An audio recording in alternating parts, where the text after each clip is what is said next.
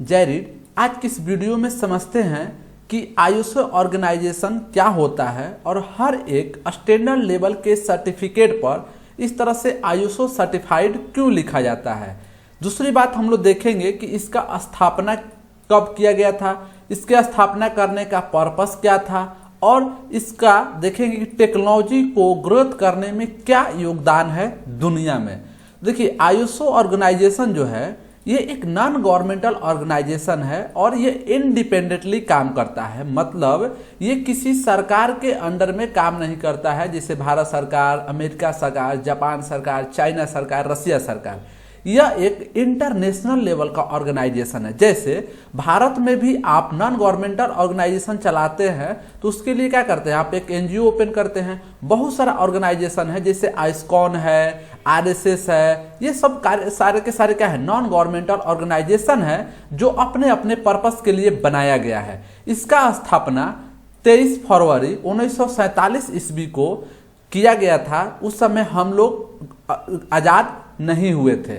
उस समय भी दुनिया के अंदर डेवलपमेंट हो, रिसर्च हो, इनोवेशन हो, उस पे काम तो चल ही रही थी और ये लोग उसमें और भी ज़्यादा ग्रोथ कैसे हो, उसके और क्या स्टैंडर्ड दिया जाए, उन पे लोगों के सोचकर काम कर रहे थे।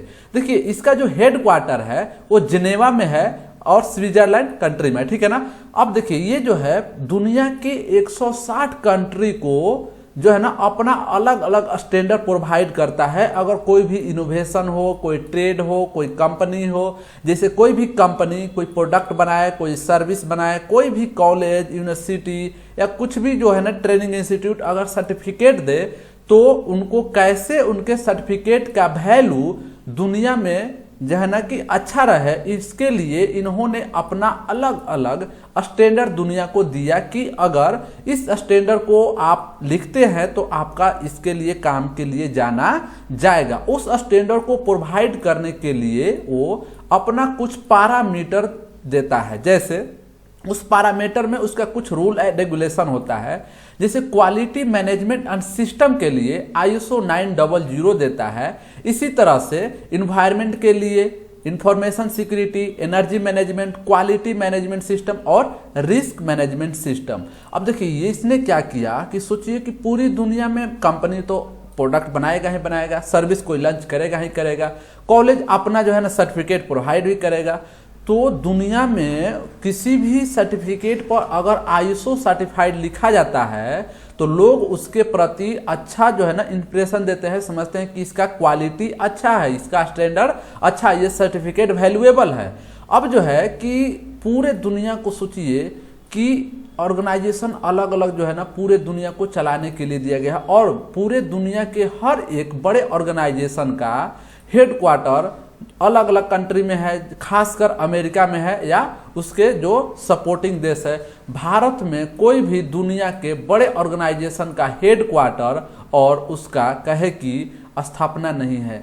जैसे WHO दुनिया पर अपना स्वच्छता पे काम करती है, बैंकिंग सेक्टर के लिए वर्ल्ड बैंक, IMF, इस तरह से बहुत सारे इंटरनेशनल लेवल के ऑर्गेनाइजेशन है जिनका हेड क्वार्टर दूसरे ही कंट्री में है। किसी भी कंट्री में किसी बड़े ऑर्गेनाइजेशन का हेड क्वार्टर होने से उस कंट्री में बहुत ज़्यादा इन्वेस्टमेंट आता है। चाहे आप टेक्नोलॉजी के फील्ड में देखें, हेल्थ के, बैंकिंग के, हर एक सेक्टर में देखेंगे कि दुनिया के बड़े बड़े जो दुनिया के ऊपर अपना राज करते हैं वो सारे के सारे ऑर्गेनाइजेशन कहाँ हैं, विदेश में ही है।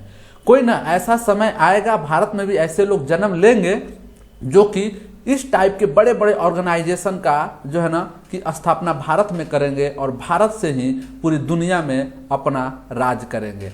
अब इसके इतिहास के बारे में थोड़ा सा देख लेते हैं। देखिए, जो आईएसओ है वो 1926 में International Federation of the National Standardisation Association के नाम से जाना जाता था, जो कि स्पेशली बनाया गया था मैकेनिकल इंजीनियरिंग पे काम करने के लिए। यानी मैकेनिकल इंजीनियरिंग से जुड़े जितने भी काम थे उनके प्रोडक्ट, सर्विस और जो भी स्टैंडर्ड देना था वो इसके द्वारा दिया जाता था। फिर क्या हुआ कि वर्ल्ड वार 2 के समय 1942 में इसे सस्पेंड कर दिया गया। जब वर्ल्ड वार 2 खत्म हुआ तो United nation standard coordinating committee यानी कि यूएनएससीसी ने अपना एक प्रपोजल रखा कि फिर से ग्लोबल स्टैंडर्ड के लिए एक ऑर्गेनाइजेशन बनाया जाए जो कि किसी भी प्रोडक्ट सर्विस को क्या करे कि अपना जो है ना कि एक स्टैंडर्ड प्रोवाइड करे। तो उस समय IESA और यूएनएससीसी के डेलीगेट्स ने 25 कंट्री के डेलीगेट्स मिलकर लंदन में बैठे और जाकर फिर वहीं से इंटरनेशनल ऑर्गेनाइजेशन फॉर स्टैंडर्डाइजेशन यानी ISO का फिर से शुरुआत हुआ और उसका हेडक्वार्टर रखा गया जिनेवा में। तो आई होप कि ये चीज़ें समझ में आया होगा और आप लोग भी चाहते हैं एक बड़े लेवल पे काम करने के लिए, तो आप भी एक बड़े मिशन के साथ जुड़िए, एक सिस्टम बनाइए, एक संस्था बताइए, एक ऑर्गेनाइजेशन बनाइए और जिस फील्ड में आपका इंटरेस्ट है उसी फील्ड में एक बड़े लेवल ग्लोबल लेवल पे काम करने का काम कीजिए। फिर मिलेंगे अगले बार, तब तक के लिए धन्यवाद।